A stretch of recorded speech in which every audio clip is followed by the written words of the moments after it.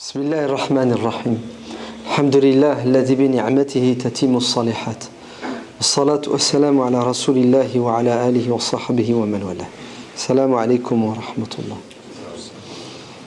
Pour aller dans le sens de ce que tu as dit, le rang Omar ibn al-Khattab radiallahu anhu disait: si ce n'était trois choses, je préférais être sous la terre qu'au-dessus de la terre. C'est-à-dire, je préférais la mort, quitter cette vie d'ici-bas.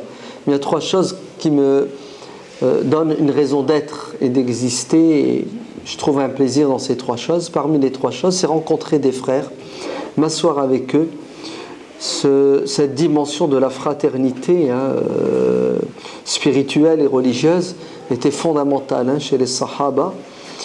Et Omar y trouvait une de ses raisons d'être. Et Abdullah ibn Amr ibn al-As radiallahu anhu disait: je préfère dépenser des milliers d'euros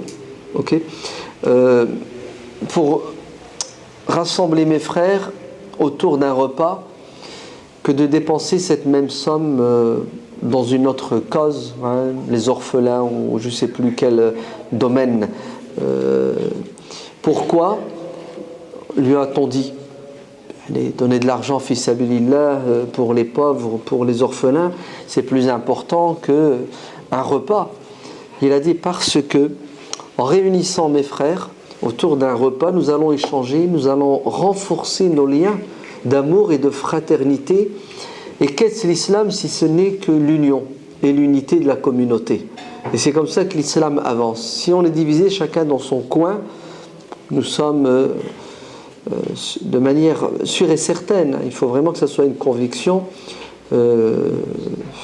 sous la domination du diable, puisque le prophète sallallahu alayhi wa sallam dit: lorsqu'on est seul, en vérité on est accompagné du diable, c'est ça. Par contre, lorsqu'on est à deux, nous sommes deux contre le diable, et si on est à trois contre le diable, et ainsi de suite. Plus on est nombreux, plus on est unis, plus on est fort, plus on peut résister face aux attaques intellectuelles, psychologiques et même peut-être physiques du diable, qui a pour objectif de semer la zizanie dans nos esprits et ensuite dans la communauté, parce que Dieu dit dans le Coran: وَلَا تَنَازَعُوا فَتَفْشَلُوا وَتَذْهَبَ رِيحُكُمْ. Le péché mortel que les musulmans ne doivent en aucun cas commettre, c'est s'entre-disputer pour ensuite s'entre-déchirer, pour finir dans une mort sûre et certaine. Pourquoi ? Parce que la division, le déchirement mène à quoi ? À la faiblesse, le corps s'affaiblit. Et après il se disloque. Votre force disparaîtra. Il a l'air de dire votre force, votre capacité de perdurer dans le temps. C'est-à-dire, si vous voulez résister, vous devez vous unir. C'est ça ? Et si vous voulez vous unir, vous devez fraterniser. Et pour fraterniser, il faut créer des occasions pour fraterniser. Logique ou pas logique ? C'est ça ? Ma la yatimmul wajibu illa bihi fahuwa wajib. Allez, il y a un objectif à atteindre. Il y a une obligation. On doit être une communauté soudée, etc., etc., pour pouvoir rester musulman. Vous entendez ? Mais pour atteindre cet objectif, qu'est-ce qu'il faut ? Il faut des moyens.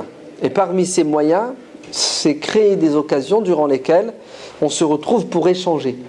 N'est-ce pas ? Rien que le fait d'être ici dans cette mosquée, entre le Maghrib et l'Aïcha, et après l'Aïcha autour d'un repas, vous savez ce qui se passe ? Les anges nous recouvrent de leurs ailes et prient pour nous. C'est-à-dire, les anges sont à notre service.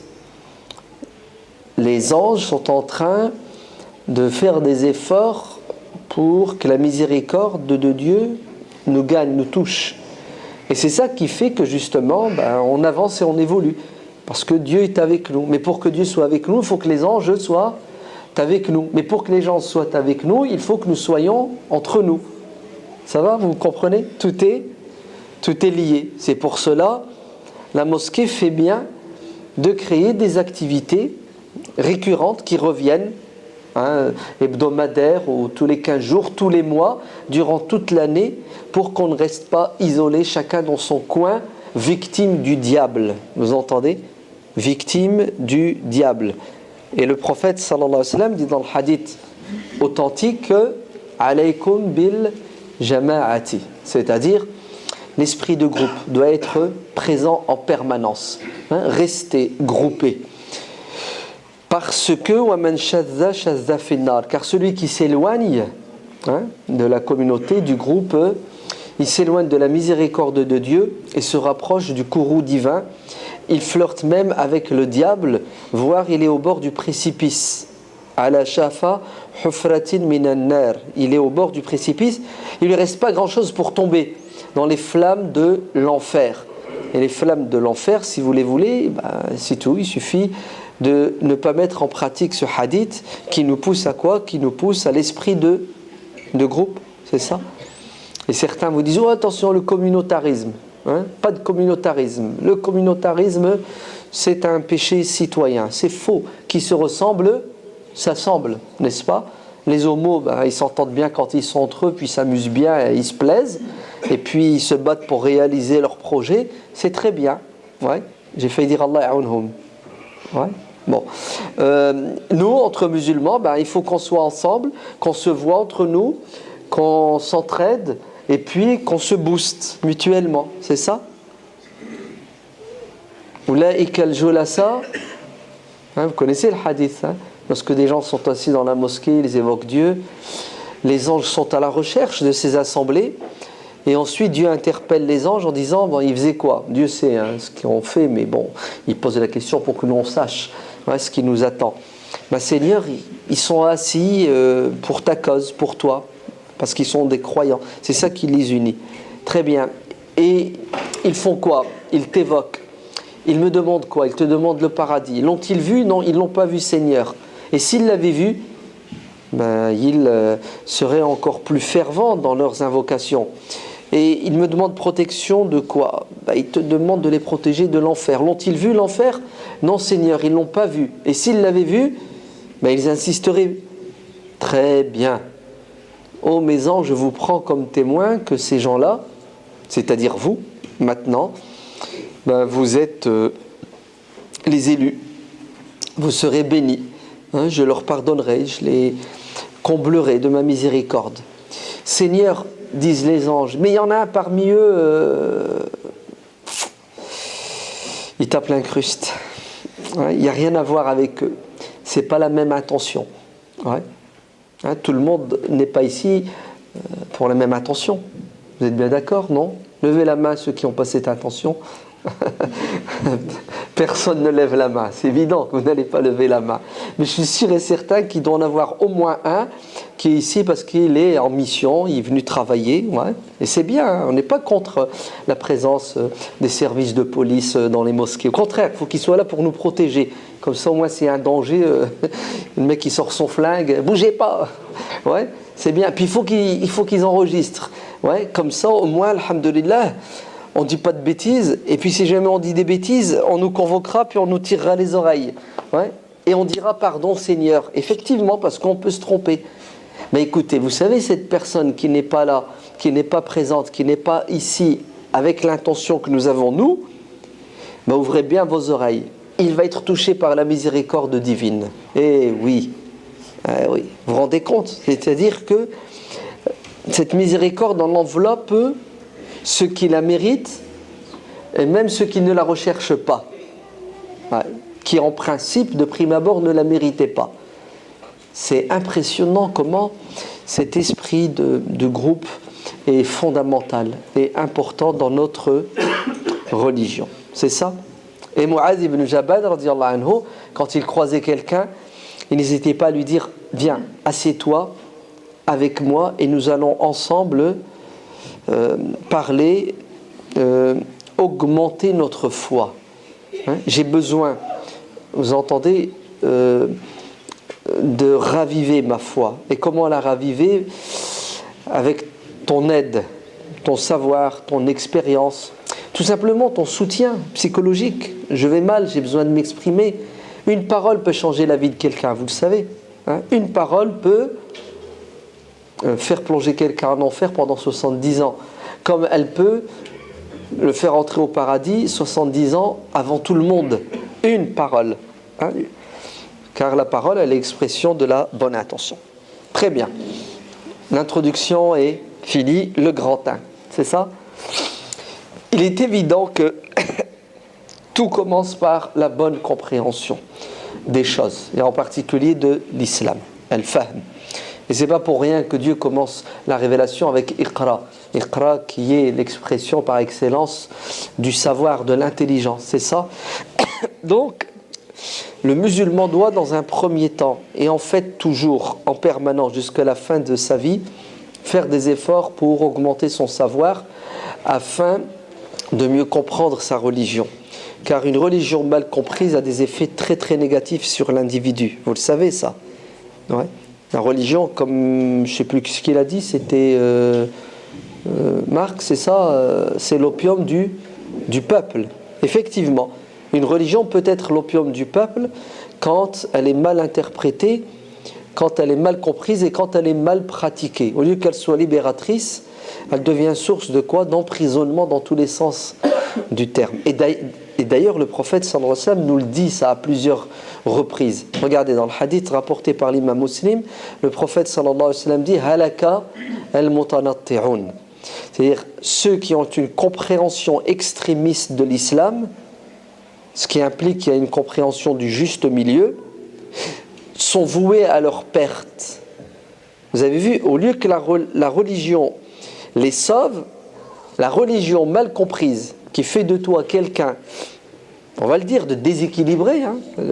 L'équilibre c'est le milieu, hein, le juste milieu, ah ben, tu es voué à ta perte, dans tous les sens du terme, sur terre et dans l'au-delà. Ouais. Et dans un hadith, le prophète sallallahu alayhi wa sallam dit qu'il y aura toujours dans cette communauté des savants gardiens de cette religion. Et c'est quoi leur travail? En quoi ces savants protègent-ils la religion? Ils font quoi? Vous savez ce qu'ils font? Regardez bien.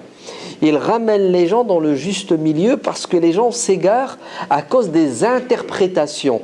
Ouais, ta'wil al-mubtilin, des interprétations qui sont le fruit de gens malhonnêtes. Ouais, les gourous. Ouais, les pseudo-imams. On a des hypocrites, hein, vous savez, on n'a pas que des saints dans notre communauté. On a des gens mal intentionnés, des gens qui nous infiltrent pour semer la zizanie. Alors, vous avez en même temps des gardiens de la religion qui essaient de protéger l'islam de ses égarements manifestes. Mauvaise compréhension de la religion, ta'wil al-mubtilin. Et ensuite, des égarements qui sont dus à quoi? Qui sont dus à l'ignorance des musulmans, qui pensent savoir connaître et comprendre, et qui font carrément le contraire de ce qui plaît à Dieu. Donc, la compréhension est nécessaire. Et regardez ce que dit le prophète, sallallahu alayhi wa sallam, dans le hadith rapporté par At-Tirmidhi, si ma mémoire est bonne, « Rubba hamili fiqhin laysa bifaqih » Vous entendez? C'est-à-dire, il se peut que tu aies des connaissances en religion, mais tu n'as pas les outils intellectuels pour analyser ces connaissances. Et qu'est-ce que ça donne comme résultat? Ça donne un égarement manifeste. Tu sais, tu as enregistré, il y a des gens qui connaissent le Coran par cœur. Est-ce que ça fait d'eux des savants? Est-ce que ça fait d'eux des bons musulmans? Non. Parce qu'il y a la forme, il n'y a pas le fond. Rubba hamili fiqhin laysa bifaqih. Tu as les connaissances, hein, tu as assimilé, entre guillemets, un certain savoir, mais tu n'as pas les outils pour une analyse profonde de cette religion. Et qu'est-ce que ça donne? L'égarement manifeste. Vous vous rendez compte? Eh oui, c'est impressionnant. Dans un autre hadith, une autre version du même hadith, le prophète sallallahu alayhi wa sallam dit: il se peut que des gens connaissent des choses, mais ils ne les comprennent pas. Alors qu'est-ce qu'ils doivent faire? Ils doivent les transmettre à d'autres qui, eux, ont les outils pour comprendre, pour analyser. Eh oui. Et d'ailleurs, dans l'histoire de notre jurisprudence, on a eu ces deux écoles. On a eu une école qui était appelée l'école des savants du hadith, qui sont plus des rapporteurs. Tu sais, ils ramassent, ils emmagasinent, Puis après, ils transmettent. Ouais. Ils préservent la mémoire. Et puis, vous aviez al-fuqaha, ouais, des intellectuels, ouais, des Pentium 3, 4, 5, qui, eux, ont la matière grise suffisante pour prendre les textes, les analyser à la lumière du contexte dans lequel ils vivent, pour apporter des réponses adéquates aux problématiques de la communauté musulmane. Vous avez vu comment, subhanallah, il ne suffit pas d'apprendre, de connaître. D'ailleurs, parfois ce que tu sais peut être une calamité pour toi, quand tu l'as mal compris. Ouais. Tu penses savoir, et qu'est-ce que ça fait? Ça fait des dégâts. Alors qu'est-ce qu'il faut? Il faut apprendre et comprendre, et pour que tu atteignes cet objectif, il faut que tu prennes du temps, et surtout, il faut frapper à la bonne porte. C'est-à-dire, il faut que tu te transformes en élève. Hein? Et il faut des maîtres. Et oui, comme toute science, si tu veux être médecin, tu vas à la fac de médecine, c'est ça? Si tu veux être quoi d'autre? Mécanicien, la fac, non, il n'y a pas de fac. Tu fais un BTS, c'est ça? Hein? La même chose, la religion, il y a des gens, ouais, qui ont fait des études, il y a des gens qui ont le savoir, et tu dois t'asseoir. Ouais, et tu dois apprendre de la bouche de ces gens-là. Ouais, et ça prendra toute ta vie. Mais fais attention à un égarement qui est le suivant: vouloir tout seul de toi-même par tes propres moyens, sans recours justement à ceux qui savent apprendre et comprendre ta religion. Tu peux te tromper, mais tu vas sans doute te tromper. On l'a dit, on vient de le dire. C'est pas parce que tu as chez toi une bibliothèque avec le Coran et tous les hadiths que ça fait de toi quelqu'un capable de comprendre le Coran et la Sunna. Parce qu'il y a des gens qui vous disent: écoutez, pour éviter l'égarement, il faut deux choses. Le prophète sallallahu alayhi wa sallam a dit: je vous ai laissé le Coran et la Sunna, accrochez-vous, vous ne vous égarerez pas. C'est ça? Il y a une arnaque dans cette manière d'expliquer les choses. C'est pas vrai. Ouais. Tiens, je te mets le Coran dans les mains et je te mets autant de hadiths que tu veux. C'est peut-être à cause de ce Coran et de ces hadiths que tu as dans les mains que tu vas t'égarer. Ouais. Parce que tu n'as pas la clé. Eh oui. Le Coran et la Sunna peuvent t'égarer. Pas parce qu'ils sont source d'égarement de manière intrinsèque, c'est parce que tu n'es pas habilité. À quoi? Entrer en contact au niveau intellectuel avec le Coran et la Sunna pour les comprendre comme il se doit. Sinon, expliquez-moi pourquoi la première secte qui voit le jour en islam, ouais, qui se nomme les Khawarij, hein, les dissidents, hein, ils ont quitté le chemin droit. Ouais. Pourquoi les Khawarij, qui étaient des gens pieux, voire même peut-être plus pieux que les compagnons, puisque le hadith mutawatir, vous entendez, sur les Khawarij, les décrit de la manière suivante. Le prophète sallallahu alayhi wa sallam dit à ses compagnons, et à nous aussi: viendra un jour dans ma communauté où un groupe surgira, et il le décrit, ce groupe.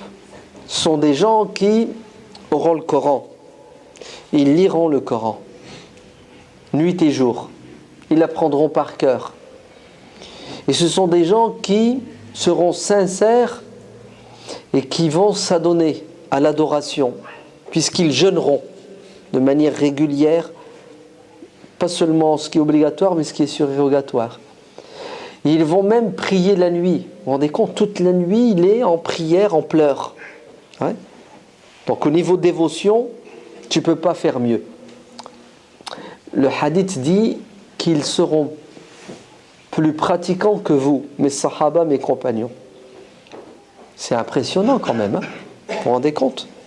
Et il faut le faire pour être pratiquant comme ça. En fait, c'était des gens sincères, c'était des gens dévoués, c'était des gens qui aimaient Dieu, qui aimaient le prophète, qui aimaient l'islam. C'était des gens capables de se sacrifier pour Dieu, pour le prophète, pour leurs idéaux. Et malgré tout ça, regardez ce que dit le prophète sallallahu alayhi wa sallam, ils sont égarés, ils sont à côté de la plaque. Pourquoi sont-ils égarés à côté de la plaque? Vous êtes prêts?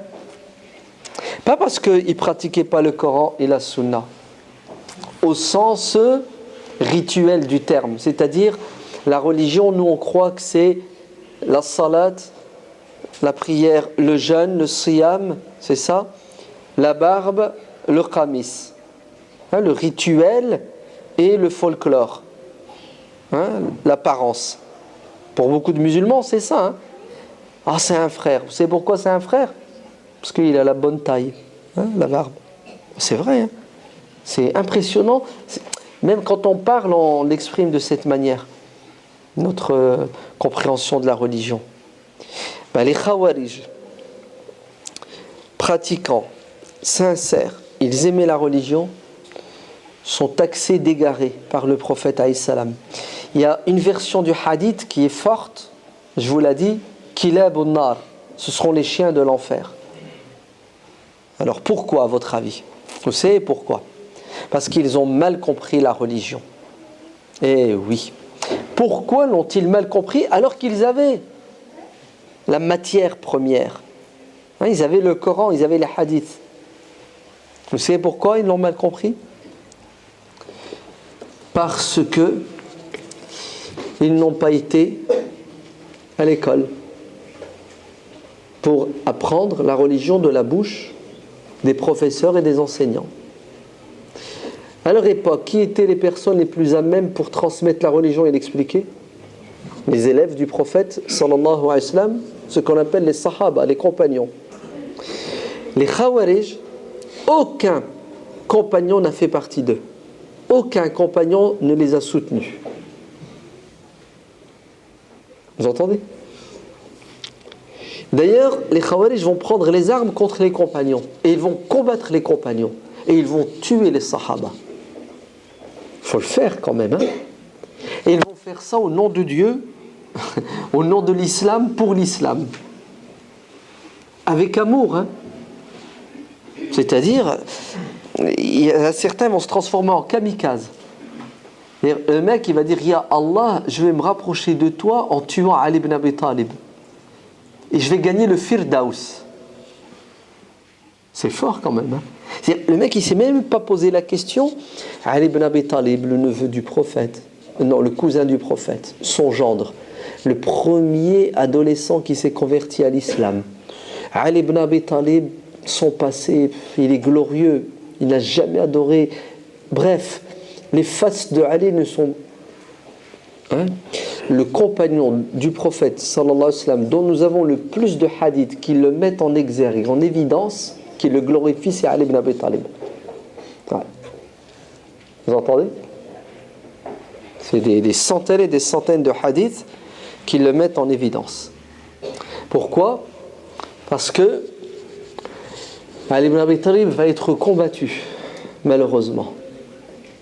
Et Ali ibn Abi Talib, il va lui arriver ce qui est arrivé à Isa, alayhi salatu wassalam.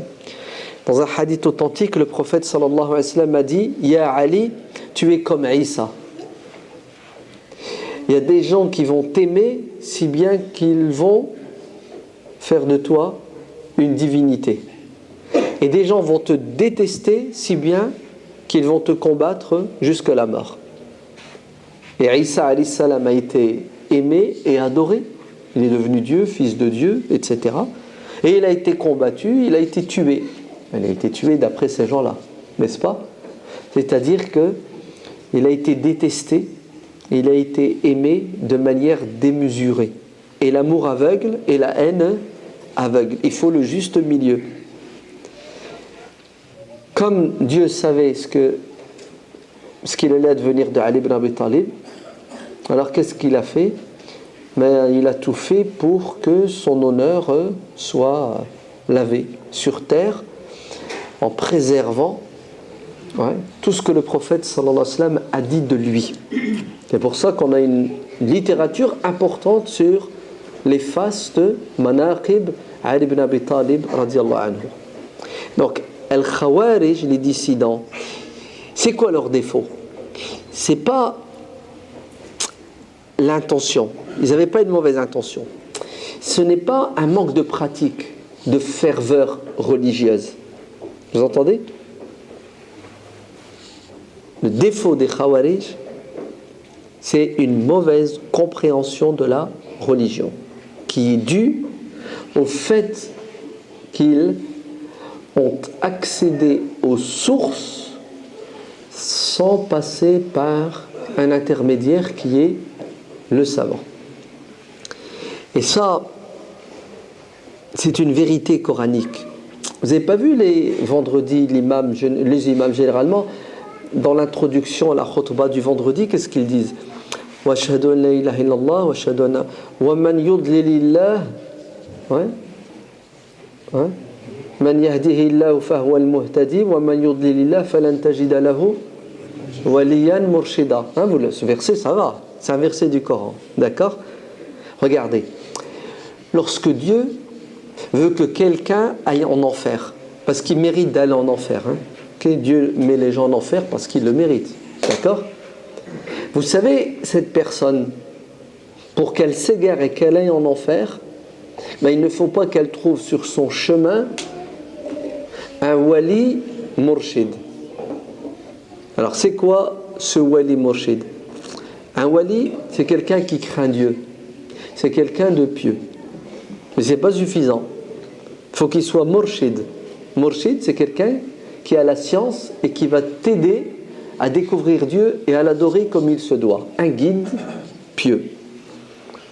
Vous avez compris? Les Khawarij se sont égarés, se sont plantés parce qu'ils n'avaient pas les bons dirigeants.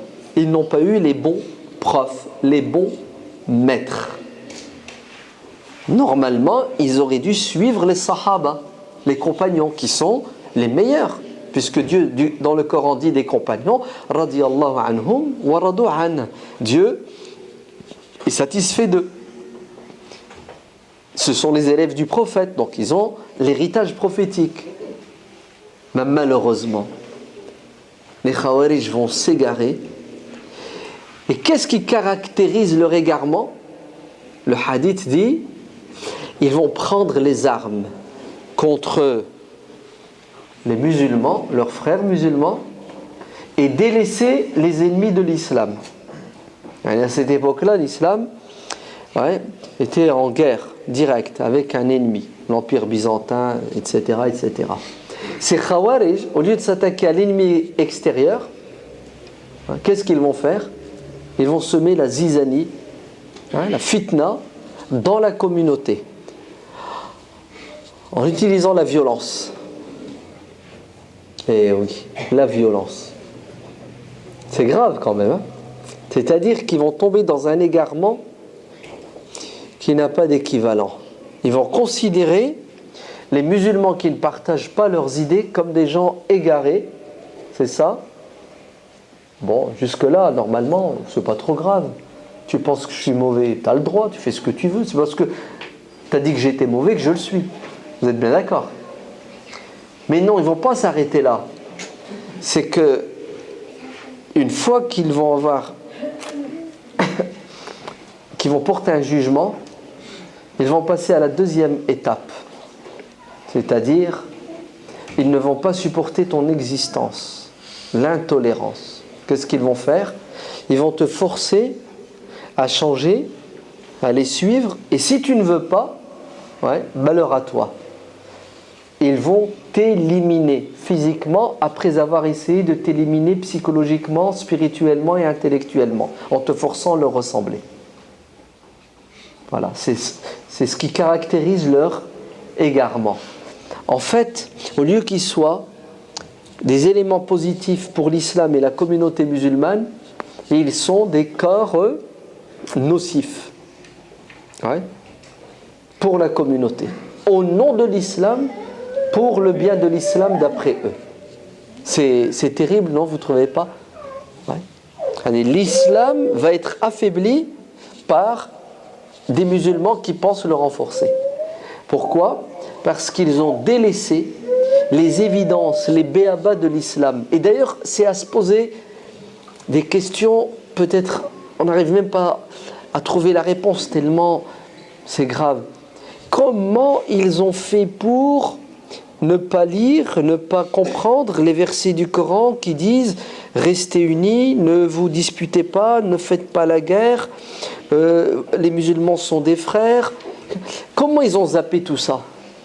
Et les hadiths qui disent « Ne devenez pas des mécréants en vous entretuant ». Les hadiths qui disent si vous êtes assis à la mosquée puis vous êtes en train de lire le Coran, vous essayez de le comprendre et votre tentative de compréhension du Coran donne naissance à la polémique à la dispute va sans doute donner naissance à une guéguerre, donc à la division. Vous savez ce que vous devez faire pour ne pas arriver à cette conclusion catastrophique? Vous devez arrêter cette lecture et cette tentative d'interprétation du Coran et vous rangez le Coran. C'est un hadith qui est dans le Sahih de l'imam Muslim. Car l'objectif du Coran, c'est quoi? De nous rapprocher ou de nous diviser? De nous rapprocher. L'objectif du Coran, c'est de répandre l'amour entre nous ou la haine? L'amour. Tout ça, les Khawarij l'ont oublié?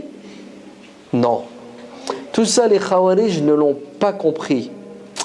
Peut-être. Ou, s'ils l'ont compris, ils ont considéré que ce n'était pas une priorité. Et oui, celui qui n'a pas le sens des priorités devient un élément perturbateur dans la communauté. Et après l'avoir bien perturbé, vous savez ce qu'il fait? Il la divise. Et automatiquement, il la détruit. Car la division est synonyme de destruction. Ainsi, écoutez bien. Il faut que les musulmans se retrouvent pour se rapprocher, pour rapprocher leur cœur. Et pour que cela se fasse, il faut qu'il y ait une bonne compréhension de la religion. Et pour qu'il y ait une bonne compréhension de la religion, il ne faut surtout pas avoir comme maître, comme cheikh, comme mouali, comme murshid, le virtuel, par exemple. Ouais, ça va? Un mec invisible. Ouais. Non, si, c'est vrai, je suis allé dans un site, je l'ai lu. Il y a un cheikh qui a dit ça. Le mec, il ne sait même pas qui est. Ouais. Il va, cheikh Abou truc, Abou machin, a dit. Ouais. Il connaît pas la personne. Il ne la connaît même pas physiquement. Tu lui ramènes des photos là, ou tu ramènes qu'un cheikh, tu dis c'est lequel, il ne sait pas. Ouais. Mais le pire, c'est que même s'il est capable de le reconnaître physiquement, il ne connaît pas son passé, il ne sait rien de lui.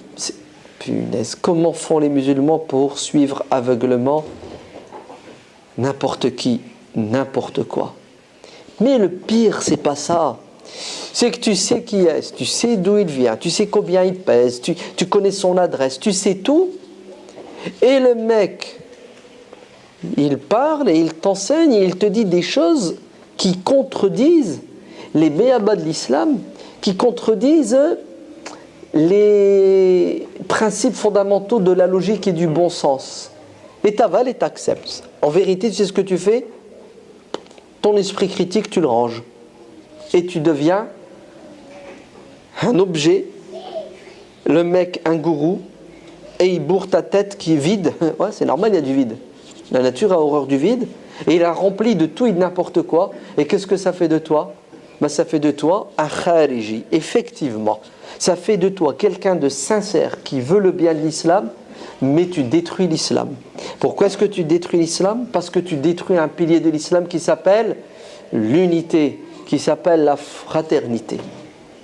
Et oui, le prophète sallallahu alayhi wa sallam sort de sa chambre et il trouve les musulmans assis dans la mosquée en train de discuter et de polémiquer sur une question. Il leur dit, vous êtes en train de discuter de quoi? C'est quoi cette... Les prophètes, on est en train de discuter du destin. Al-Qadar, c'est quoi le destin? Ouais? Est-ce que je suis libre, je ne suis pas libre? Est-ce que si je fais ça? Bref, le destin, Al-Qadar. Et là, le prophète devient rouge de colère. C'est ce qu'il leur dit, arrêtez. de discuter de ce genre de choses. Cette thématique, elle est dangereuse pour vous. C'est pourquoi? Parce que vous n'êtes pas à la hauteur d'une, de deux. Vous allez vous prendre le bec. Ça va finir par la polémique, et la polémique va éloigner vos cœurs. Vous allez vous diviser, vous allez diviser la communauté, vous allez vous entre-déchirer, vous allez vous affaiblir. Le hadith dit, écoutez bien, les musulmans seront bien guidés tant qu'ils n'aborderont pas ce genre de thématique. Le devenir des enfants et le destin. C'est-à-dire, tant qu'on parlera de choses intelligentes, tant qu'on abordera des thématiques qui ont une valeur ajoutée, c'est-à-dire il faut qu'on parle de choses qui vont faire avancer la communauté. Il faut qu'on discute sur ce qui est nécessaire, urgent, utile et qui vont améliorer notre situation. Sinon, c'est ce qu'on va faire. On va devenir des beaux parleurs, on va discuter de tout et de n'importe quoi, de choses secondaires, non, de choses inutiles. Et comment ça va se terminer? Ça va se terminer, comme on l'a dit, avec des disputes, des divisions, des clans. Et c'est bon, c'est ce que veut Shaitan, na'latullahi alayhi. Vous entendez? Shaitan se faufile dans nos esprits et essaie de quoi? De séparer deux personnes, un couple ou une communauté musulmane. Si on n'a pas compris ça, si on n'a pas compris la religion de cette manière, on n'avancera pas, ni à titre personnel, ni à titre communautaire. D'ailleurs, l'individu ne vaut rien, ne pèse rien et n'a aucun avenir. En islam, on existe par rapport à cette dimension communautaire qui est fondamentale. Regardez. Si vous ne gardez pas votre esprit critique, si vous ne prenez pas la religion de personnes qui ont les compétences et qui sont au service de cette communauté de manière intelligente, vous allez vous égarer comme les Khawarij se sont égarés. Au lieu de construire, vous allez détruire. Et Internet aujourd'hui, c'est un outil extraordinaire quand il est bien utilisé, et c'est la pire des choses quand il est mal utilisé. Et le comble, c'est que nos jeunes musulmans manquent d'intelligence et d'esprit critique. Ils n'arrivent même pas à entendre et comprendre que un site peut être créé par un diable, et utilisé pour diviser la communauté, pour égarer les gens. Ils n'arrivent pas. Pour eux, dès que c'est en arabe, c'est bon, c'est musulman. Dès que la personne qui est derrière ce site, je sais pas, elle met une photo, elle a la bonne barbe, elle a la dégaine du musulman aujourd'hui, malheureusement, c'est bon, ça marche. Mais alors là, s'il vient d'Arabie, c'est plus que bon là. C'est le bon Dieu sans confession. Attends, l'Arabie, c'est là où est né l'islam. C'est pas possible qu'un arabe ne soit pas un bon musulman. Et ça marche, croyez-moi que ça marche. La division cellulaire, la catastrophe. Donc la bonne compréhension de l'islam est nécessaire pour une bonne pratique de l'islam. On est d'accord? La bonne compréhension de l'islam passe par un effort continu de groupe. Et toutes les mosquées de France et de Navarre devraient prendre exemple sur la mosquée de Stein, et organiser des moments de rencontres, d'échanges fraternels, intellectuels, pour éduquer notre jeunesse et puis aussi nos anciens. C'était le grand 1. Ok ? Maintenant on passe au grand 2. Et je crois que c'est l'Aïcha, non ? Non, il a 19h. À 19h ? Mais 19h15. Mais c'est une arnaque alors. Ah, vous êtes toujours en été, vous ? Waouh ! Vous êtes trop fort. Non, je crois que vous avez un problème de trésorerie.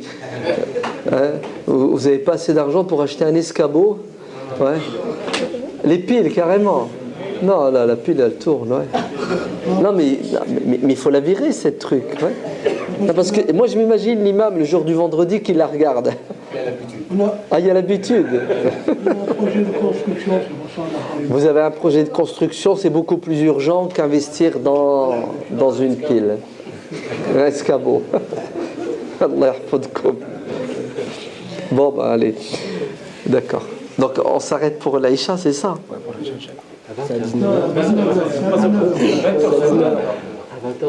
Oui, à 20h de... D'accord, ok. C'est assez compliqué pour moi de gérer. On a d'autres priorités, ok, bravo. Khalas. D'accord, ok. Bon, arrêtons ici parce que on va polémiquer et ça ne va pas faire avancer les choses. La pause est terminée. On continue. Donc, le grand 2. D'accord? Il est clair et évident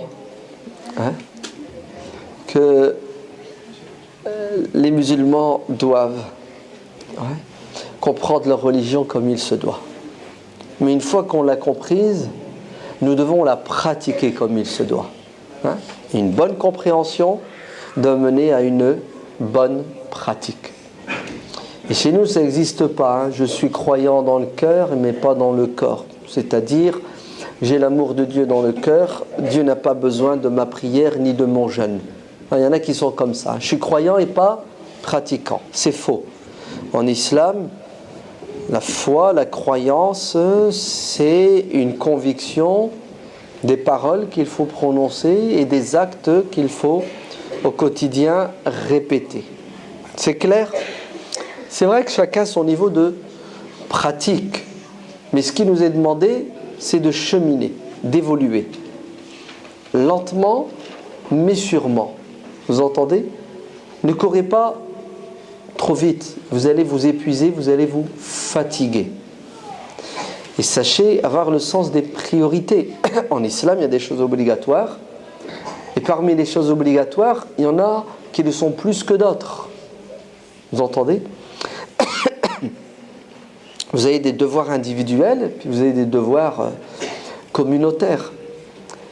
En islam, vous avez, après les choses obligatoires, des choses surérogatoires qui viennent se greffer sur l'obligatoire pour le parachever. N'est-ce pas? Et parmi ces choses surérogatoires, vous avez à nouveau des niveaux, d'accord? Elles ne se ressemblent pas toutes.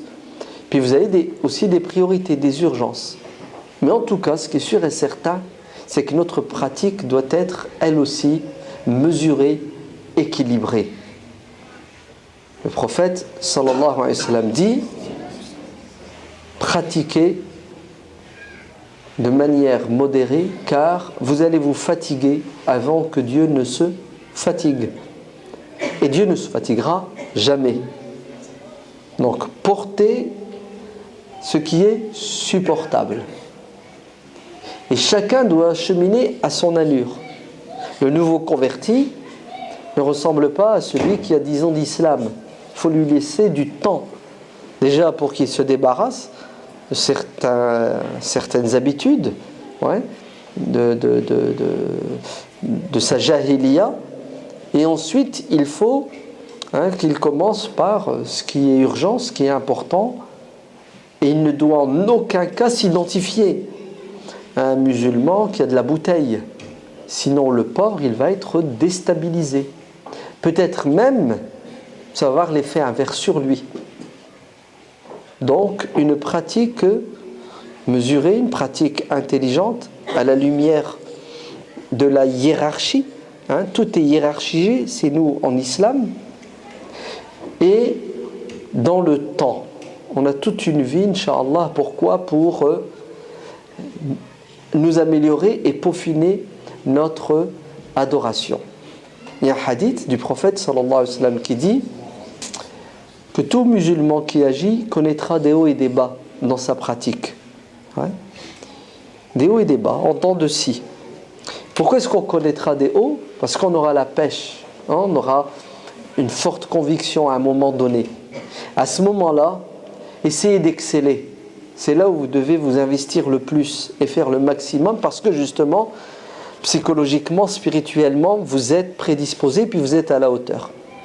Et puis quand vous allez connaître la chute, la descente, ouais, alors le prophète nous avertit en disant ne descendez pas en dessous de la ligne rouge. C'est-à-dire, accrochez-vous toujours aux choses qui sont obligatoires et n'allez pas dans les péchés, les grands péchés. En attendant de quoi ? De remonter la pente. C'est normal, c'est naturel, c'est humain. Mais toujours, on reste dans la norme. On ne descend pas en dessous du 10 sur 20 et on essaie d'atteindre l'excellence. Pratique mesurée, pratique intelligente, une pratique dans le temps, mais aussi une pratique dans l'espace, en tenant compte de l'époque et du milieu dans lequel nous vivons. Car l'islam a une capacité extraordinaire d'adaptation. Vous entendez ? Sinon, expliquez-moi. Pourquoi il y a un islam malikite, shafi'ite, hanafite, hanbalite ? Pourquoi est-ce qu'il y a un islam africain, asiatique, européen ? Vous allez me dire, oh, sacrilège, il n'y a qu'un islam, il n'y a pas plusieurs islam. Et je vous répondrai, quelle ignorance. Non pas des textes, mais même de la réalité. Mais bien sûr qu'il y a différentes approches de l'islam. Et ces approches, elles sont dues à quoi ? Elles sont dues au fait que Dieu nous demande de faire un effort intellectuel pour comprendre la religion. Et cet effort intellectuel, qui va le faire ? Les gens qui sont compétents, certes, mais ils le feront à la lumière de leur savoir, à la lumière de leur culture, à la lumière aussi des contingences, des circonstances dans lesquelles ils vivent. Et tout ça fait que l'imam Shafi'i, radiyallahu anhu, à un moment donné, quand il était en Irak, il apportera des réponses à des questions. Et lorsqu'il est en Égypte, il apporte des réponses différentes aux mêmes questions.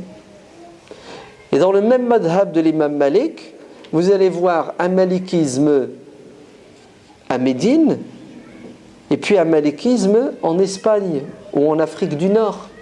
C'est-à-dire, à l'intérieur du même madhab, vous avez une évolution, vous avez des adaptations, vous avez des changements. Vous avez une relecture, en fait. Vous entendez ? Des textes. À la lumière de quoi ? À la lumière de plein de critères, qui seraient bien d'étudier et de revoir. Écoutez, nous sommes, ouvrez bien vos oreilles, des musulmans qui essayons d'être le plus fidèles à l'esprit de notre religion et le plus accrochés aux fondements et aux piliers de cette religion. Il y a des choses dans l'islam qui sont immuables, qui ne changeront jamais. Les piliers de l'islam, les piliers de la foi, les piliers de la morale, etc. Ça ne change pas, ce sont des constantes. Les savants l'appellent ma'ulima min ad-din bid-darura. C'est-à-dire ce qui est communément reconnu par tous les musulmans de tout temps, lettrés ou non, comme étant partie intégrante et fondamentale de l'islam. La salat, il n'y a personne qui l'a remise en question, elle a toujours été fondamentale. Cependant, il y a certaines choses qui vont évoluer, qui vont changer en fonction de plein de critères. Donc notre pratique doit être une pratique intelligente, constante, mesurée et qui tient compte des défis, du contexte et puis qui tient compte aussi de ce qu'on appelle al-urf, les us et les coutumes, la culture du milieu dans lequel nous sommes. C'est très important. Un peu de détails, un peu d'exemples, comme ça passe mieux. Non, quand c'est trop théorique et abstrait, c'est pas bon. Vous savez, des musulmans qui vivent dans une société musulmane auront une approche, une pratique de la religion qui ne peut être que différente de musulmans qui vivent dans une société non musulmane. Ils ne sont pas dans le même milieu, c'est logique. Bon, regardez ce que dit Ibn Taymiyyah, rahimahullah. dans son livre Iqtida'u as-sirati al-mustaqim. Un livre qui fait à peu près 450 pages. Écoutez bien. La thèse, c'est quoi? C'est que le musulman doit avoir son identité spirituelle, religieuse, mais aussi culturelle. Le musulman doit se distinguer, ouais, des autres. Ouais. Et tout au long du livre, il y va à coups d'arguments. Et c'est bien structuré, c'est intelligent, c'est logique, et il a raison. On ne peut pas dire le contraire. Ibn Taymiyyah a raison. Ouais, c'est clair, net. Et c'est ça l'esprit de l'islam. Mais regardez ce que dit Ibn Taymiyyah. Regardez l'intelligence du savant. Regardez comment il est capable de se projeter dans quoi? Dans des circonstances qui ne sont pas les siennes. Ouais, il vit dans une partie du monde musulman. Il vit dans le Cham. Ouais, il vit en Syrie. Il vit à Damas. Ouais. Donc, apparemment, ce problème, il ne le connaît pas. Mais il se l'imagine. Alors, il ouvre une parenthèse. Il dit que le musulman doit se distinguer dans le fond, dans la forme. Puis il parle de plein de choses, entre autres la tenue vestimentaire. Il y a des choses obligatoires, des choses interdites. Puis il y a des choses qui font partie de la culture. Il y a des choses qui font partie du savoir-vivre. Tout ça, il explique. Puis à un moment donné, regardez ce qu'il dit. Il dit, cependant, les musulmans qui vivent dans une société non musulmane, donc en tant que minorité, n'auront pas toujours à se plier à tout ce que je viens de dire. Leur traitement, il est particulier. Ainsi, si se distinguer pourrait leur porter préjudice, parce qu'ils seront reconnaissables, c'est ça, et ceux qui leur sont hostiles pourraient les identifier et réagir, alors ces musulmans-là, écoutez bien, doivent avoir une pratique intelligente de leur religion et essayer de, je dis le mot, vous êtes prêts? De s'intégrer, ouais, de s'assimiler. Oui, c'est comme ça, de s'intégrer, de s'assimiler. Ouais, bien sûr, c'est ce que dit Ibn Taymiyyah. Oui, ils ne s'habilleront pas comme je viens de le dire. Ouais. Comme ça, il dit.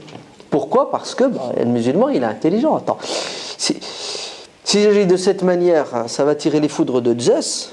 Moi, j'ai pas que ça à faire de me battre avec Zeus. D'accord? J'ai déjà assez d'ennemis, mon nefs, mon shaitan. Moi, je veux la paix sociale. Intelligent, non? Vous ne trouvez pas? C'est beau quand même. Vous avez vu comment notre pratique, elle doit être une pratique mesurée, intelligente, en cohérence, c'est ça, avec son époque, son milieu, avec aussi le urf, ouais, la culture du milieu. Bon, allez, un petit hadith puissant pour renforcer tout cela.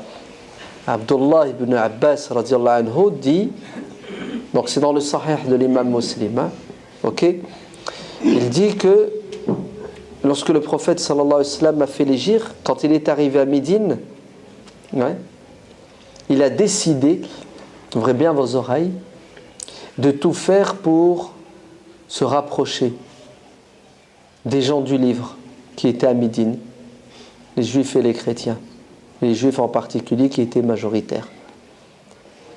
Alors, regardez le hadith en arabe, ce qu'il dit, kana yuhibbu muwafaqata ahli al-kitab.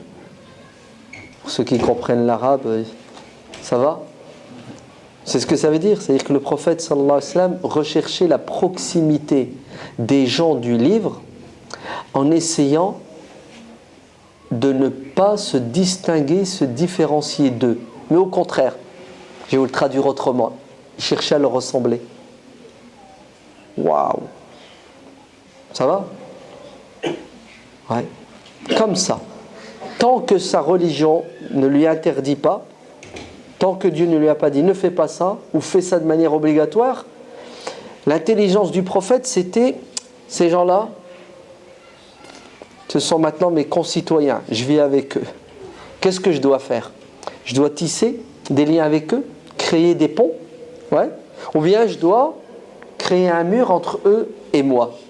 À votre avis, c'est quoi l'objectif du prophète? C'est de rapprocher les gens de lui et se rapprocher des gens ou les éloigner de lui? C'est les rapprocher, vous êtes bien d'accord? Ouais. Si pour les rapprocher de moi, je dois m'habiller comme eux, me coiffer comme eux, tant que c'est pas interdit, je le fais ou je le fais pas? Je le fais avec le sourire. Oui, et c'est ce qu'il a fait. La preuve, dans le même sahih de l'imam Muslim, quand le prophète sallallahu alayhi wa sallam était à la Mecque, il se coiffait d'une manière. Quand il est arrivé à Médine, il a trouvé que les juifs se coiffaient d'une manière, et il a fait quoi? Il a adopté, il a récupéré la coiffe des juifs. Et il s'est coiffé comme eux. Pourquoi, à votre avis? Parce que le prophète sallallahu alayhi wa sallam veut passer un message fort, qui est le suivant. Vous savez, je ne suis que la suite de ce que vous êtes. C'est-à-dire, vous les juifs, vous avez un livre, vous avez des prophètes. Sachez que ces prophètes-là, ce sont mes frères, d'accord? Et ce livre, c'est le livre de Dieu, dans l'absolu. Ce qu'ils avaient ce jour-là dans les mains, il y a une partie qui était la parole de Dieu, et des prophètes, une autre partie, ce sont les dires et les écrits des rabbins, etc. Mais sachez que nous avons des points communs. Et moi, je suis venu corriger, compléter ce que vous avez. C'est pour ça nos savants nous ont laissé des règles de usul al-fiqh, des règles pour bien comprendre la religion. Et il y a une des règles qui dit shar'u man qablana shar'un lana, à condition que ça ne contredise pas ce que nous avons dans notre religion. C'est-à-dire la compréhension et la pratique de la religion des juifs et des chrétiens est la nôtre, tant que ça ne contredit pas ce que nous avons. C'est fort, non? Vous ne trouvez pas? Eh oui, c'est fort. Pourquoi? Parce que le prophète sallallahu alayhi wa sallam n'est pas venu pour déclarer la guerre aux gens, mais il est venu pour faire la paix avec les gens. Vous allez me dire, contradiction, objection. Attends, il y a quand même des hadiths qui disent différenciez-vous des juifs et des chrétiens, c'est ça? Ouais, vous les avez entendus. Vous avez entendu beaucoup de fois d'ailleurs. Non, vous n'avez pas remarqué? Mais ce que je viens de dire, vous ne les avez jamais entendus. C'est bizarre, vous ne trouvez pas que c'est bizarre? Ouais. Moi, de ma vie, j'ai jamais entendu un imam, le jour de Jumu'ah, dire le prophète alayhi salam aimait ressembler aux juifs et aux chrétiens. Il copiait sur eux, il faisait comme eux. Jamais. Tout ce que j'ai toujours entendu, c'est A'udhu billah minash shaitanir rajim. Attention, ne suivez pas leur pas. Si vous leur ressemblez, vous êtes cuits, vous allez en enfer. C'est ça? En fait, c'est soit de l'ignorance de la part de ces imams, ou soit c'est de l'amnésie, c'est ça? Ouais. Quand ils ont étudié, s'ils ont étudié, ils ont oublié, ils ont zappé. Ouais. Il y avait des blancs dans le sahih de l'imam Muslim, ou tout simplement sont des choix idéologiques. Vous entendez? C'est-à-dire la personne, elle a un préjugé, et automatiquement, elle va trier dans la religion et prendre ce qui va avec ses présupposés intellectuels. Alors qu'il faut tout prendre et essayer de quoi? Essayer de comprendre. Et pour comprendre, vous devez obligatoirement, écoutez bien et c'est important, comprendre à la lumière du milieu du contexte. Parce que cette religion, qu'est-ce qu'elle fait? Elle évolue. La preuve, le prophète alayhi salatu wassalam, à la Mecque, il faisait le contraire des mouchrikoun. Arrivé à Médine, qu'est-ce qu'il fait? Il se rapproche des juifs et des chrétiens. Et à la fin de sa vie, à Médine, quand ceux qui devaient se convertir se sont convertis, vous savez ce qu'il a fait? Il a dit maintenant vous allez différencier d'eux. Vous différenciez d'eux, vous allez développer votre identité culturelle Ouais. Ces gens-là, écoutez, khlas, ils ont fait le choix de rester et ils sont libres de rester comme bon leur semble. Vous aussi, soyez comme vous êtes avec votre identité, votre indépendance. Vous avez vu, subhanallah, l'intelligence dans la pratique. Vous avez vu une capacité de s'adapter au milieu, une capacité de s'adapter aux objectifs tracés. Alors on a tendance à quoi? À nous enfermer dans des pratiques secondaires aux dépens d'objectifs fondamentaux. Et c'est terrible. Vous vous rendez compte, tu prétends être un musulman qui représente la grandeur et la beauté de cette religion, d'accord? Et puis une personne se rapproche de toi, veut te saluer, te tend la main, mais tu lui fais un vent, sous prétexte que c'est haram en islam de serrer la main à une femme étrangère. Vous vous rendez compte? On n'arrive pas à faire l'équilibre, on n'arrive pas... En fait, on est un peu perturbé pour dire la vérité. Entre quoi? Entre des prescriptions religieuses et puis la réalité.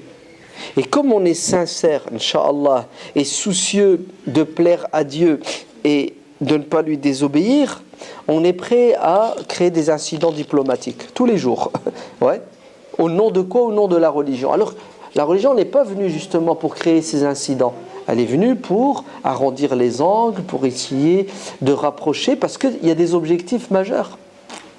Alors, on n'arrive pas.